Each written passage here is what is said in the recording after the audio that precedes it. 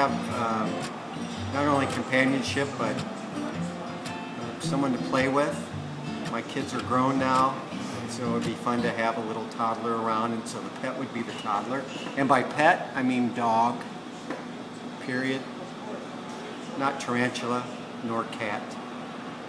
It could build leadership, because it's kind of like raising a kid almost. I mean, like, I created a bond with my dog that I don't have with most people, and to have that, it's a pretty good experience. I've had my Wheaten Terrier for going on 9 years, and she's amazing. Their unconditional love and their loyalty that they show consistently is always super amazing. Playing with them just in general, if you're having a bad day, always makes you feel good. They're just consistently, perpetually happy. I think that their biggest reason is companionship. That's it. I have always had pets in my life for companionship. My house doesn't feel like a home without pets in my life. I like to see them when I come in. I like the fact that they follow me around, greet me. They have just been my little friends. They are unconditional love, and I just can't imagine my house without them. I have 2 dogs right now. We have a little Maltese and a little Snorky. They're basically members of the family. They're wonderful with our children. I've had pets growing up as a child, so I thought it would be important to carry that on with our family and to teach our kids responsibility and how to handle pets. And what are pets to me? They are companions. Someone to love me back, and they are part of the family and something that children seem to need, not want. I've had dogs all my life, and he was the first dog that I had when I purchased. Reason being, I don't know, I have more of a connection with dogs than any other animal. I feel more loved by them, and sometimes I talk to them and they talk to me back. So how's that important to you? It's important to me because I don't know why I don't know why it's important. Why is Priest important to you? Oh, because he's my best friend. It's important to me because he's my best friend. I think they're very significant. I think they keep me grounded. I think they're good for stress relief. I think that they keep you mindful of what's important because they're just there unconditionally for you. Well, you know that an animal won't ever say anything mean to you, or like a dog will never, I don't know, betray you. It'll just be your doggy.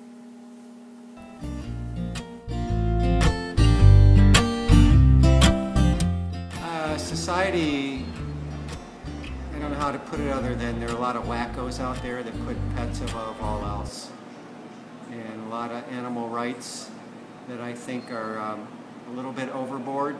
Of course, we need to protect some pets who are definitely at our mercy. They can't necessarily fend for themselves, but I think some people get I think they take it a little far in terms of animal rights, personally. I see a lot of, you see the, seeing eye dogs and stuff. We see those all over campus. I think in American society, they're pretty sympathetic to pets overall. I think society feels a real connection with their pets. A lot of people, that's their connection to other people. You're in the dog walking club when you're out at the park. You're out at 6 o'clock in the morning with the other people who are dog walking, and you're at the park. I think they help people connect to society in that way, and I think they alleviate loneliness for a lot of people. And even to people in institutions and nursing homes who have pets that serve those purposes. So I think they are a real emotional connection for people. As far as pets, I think there are more and more groups that out there now that advocate for pets. I think years ago, pets were just basically, they weren't treated as basically like now they treat pets as humans. A lot of people do feel that they do have a purpose and they have emotions and whatnot, and they care for them. Most people care for their pets a lot more. Well, I feel like animals in general in society should be treated a little better. They're kind of disregarded for who they really are. I mean, they can be a lot more than just an animal. They can be there for someone. Things are rough sometimes. Cuddle, play around, brings joy to people's life. Sometimes some owners use them for both, like for work and for like playing and hanging out with. Myself, I use my dogs for hunting, so, and they also sleep on the couch and the bed, so I don't know. I think more people use it for that reason than myself going hunting with my dog. I think they view pets as a positive. Obviously, you know that I do bring my dog to work with me every day, and the response has been amazing. Everyone, is so loving with Gabby, and sometimes people even just come in to just say hi to the dog and not even say hi to me. Yeah.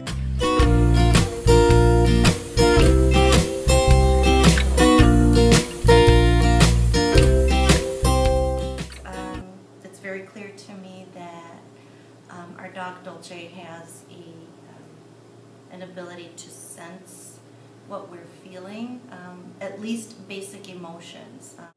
Does she communicate, or does she understand words, human words? She understands some. Obviously dogs have, their intelligence is more limited than human intelligence as we know it. Obviously, otherwise the dog could be doing my work for me today and I could be laying on the couch at home.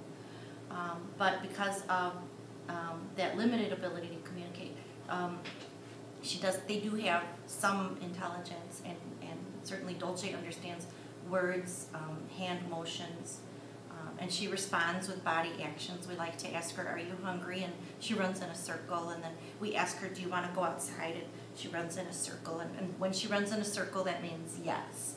So we're definitely communicating. I know from experience from our dogs, they can tell, they can sense if we're nervous, they can sense if we're angry with, if things happen in the family or, whatever, just by our tone of voice, they know. If you talk to them in a soothing, calm voice, more often than not, they listen. They're very happy, very eager to please. But yes, I think it's more emotion than words, definitely.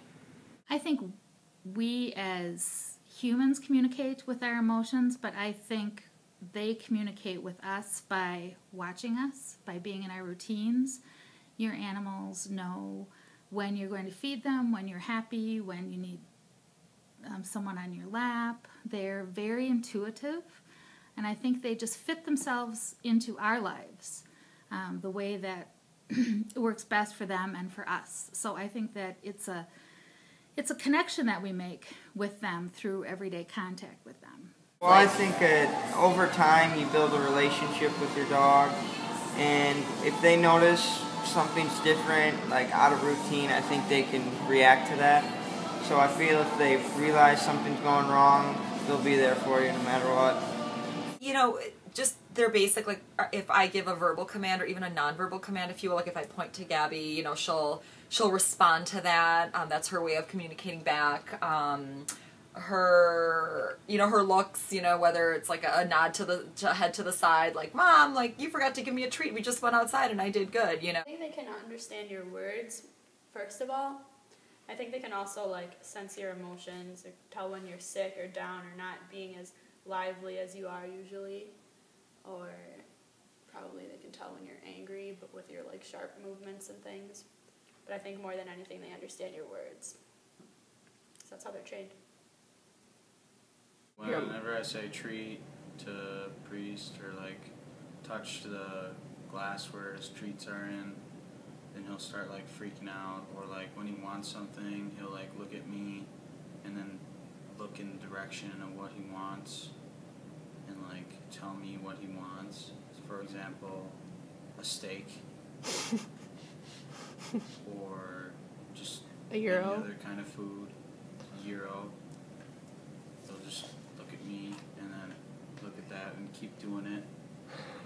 Or when he wants to get pet, he'll just keep like touching me and always wants to be touched and pet. He knows when I'm sad and he knows when I'm mad because usually he stays away. But when I'm happy, he comes up and hangs out with me like now. It's mind-boggling to me that an animal with a brain that size can figure out as much as they do. And you can train them beyond something that they were bred to do in the first place. I think is really fascinating. It's always better when we're together. Yeah, we'll look at them stars when we're together. Well, it's always better when we're together. Yeah, it's always better when we're together. You can be aggressive and passive aggressive. I have a really good example. Do you want to hear it? Sure. Just cannot comprehend how an animal would be smart enough to do something like this. We brought our first baby home. We put her in her crib. We had the dog before we had the baby. And the dog was completely housebroken. The first night that the baby was in the crib, the dog went in and took a big crap under the baby's crib. Yes, it was jealousy. How can an animal, it's just crazy to me, other than chimps. Chimps? Chimps were closer to us, I think. With a thumb. Yeah.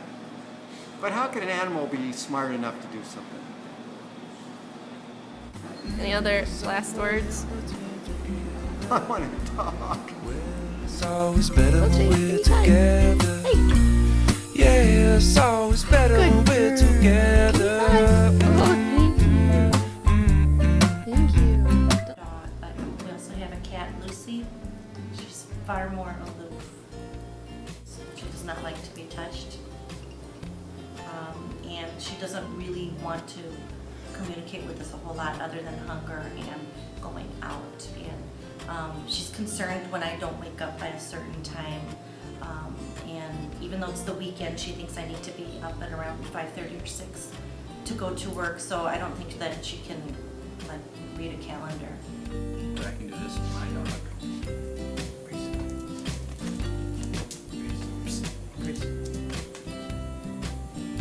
Aww. My dog gives me a hug. Good boy, Bree. Good boy. Good boy.